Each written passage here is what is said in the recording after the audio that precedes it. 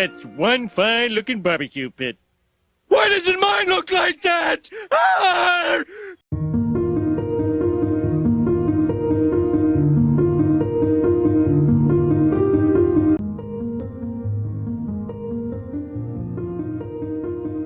Greetings, warriors. My name's Pretty, and yeah, it's Resplendent review time. I am very, very excited for this one. I'm very excited.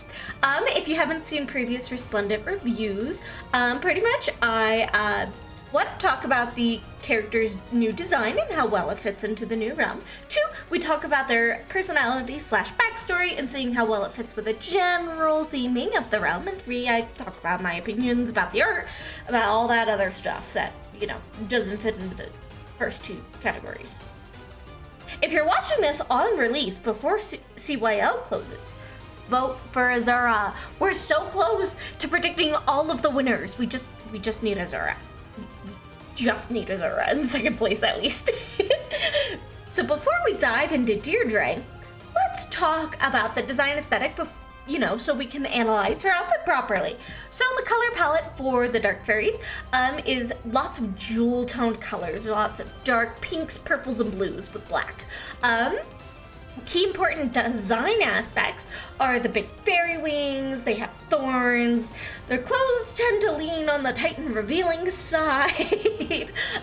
Typically they have broad shoulder pieces, either be it vines, be it flower petals, etc., etc.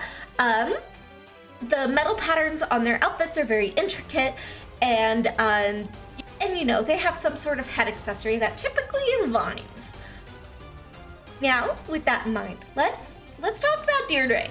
I am very happy that she has a Resplendent. I did want her a Niffle, but she fits a lot of the design aesthetics for the Dark Fairies. She's got the dark jewel tone colors, she's got the wings, which looks super nice, by the way. I love the gradient on the wings, it looks so good. She's got a little bit of thorns. I wish she had a little bit more. She's got it on her hip, and I think that's pretty much it. Just on her hips, which I wish there was a little bit more of that, especially on her head. I wish that little flower vine piece would have been thorns. I think that would have tied everything a little bit more together, but she does have thorn patterns on her dress, so I'm a little more lenient towards it. While her entire outfit isn't very tight-fitting, the torso of her dress is very tight-fitting. She has very much a style of dress called a mermaid dress, where it's very tight and then it gets loose at the bottom. Fits great with this. She has the broad shoulder pieces. Her case, it's flower pieces. She just hits so many of the design aesthetics that have been established so well. I love it. I love it so much. She is easily my favorite Dark Fairy right now. She fits the color palette so well. I just wish she had a little bit more vines. Just a smidge. Just a smidge. So for that, I'm gonna give her a solid 9 out of 10. Give her more vines, please. And now, let's talk about her personality and how well it fits into the realm of the Dark Fairies. Before I get into the Dark Fairies, what is currently established as their theme is devotion, or as somebody put it, thorns left on roses, where it's really pretty, but they got some dark stuff going on. And keep that in mind while we read about her personality and see if it fits. If you want to skip her personality and just hear my thoughts overall, timestamp. Hello. Let's go! Deirdre is a humble, kind-hearted, shy, and naive woman. She is described as not being exactly sophisticated due to her upbringing in the forest. This unassuming personality of Deirdre is due to the isolation she has been put through for her entire life before meeting Sigurd, a safety precaution that was put into place to prevent her from being influenced by the outside world.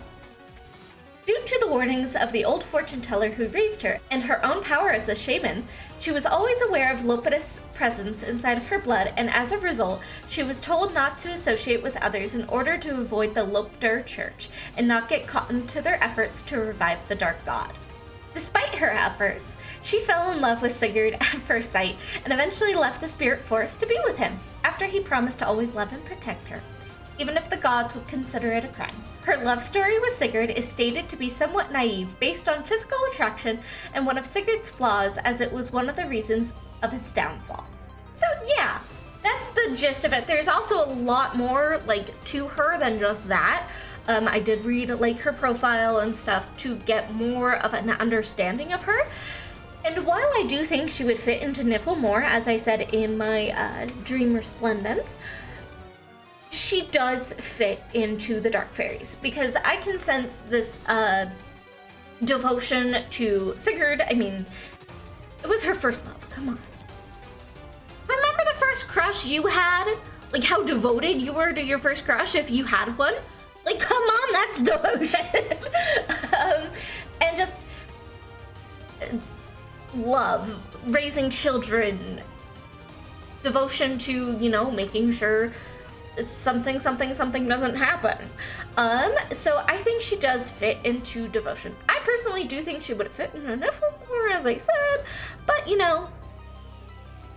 it fits. So I'm gonna give it a solid 8 out of 10, because I'm a little biased towards having Nifl.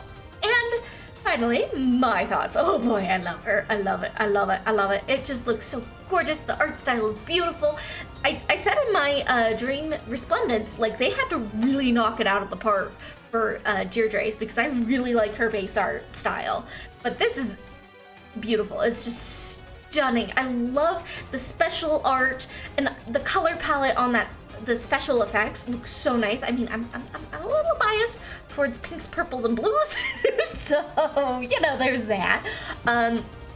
Just the design of her, it looks so soft, and it's really nice seeing the Dark Fairy aesthetic being hit really, really well. Sure, the other Dark Fairies look great, but it's just they have such different colors to the Dark Fairies that are hero OCs. So it's really nice having, a little bit of a palette cleanser, if I were to say.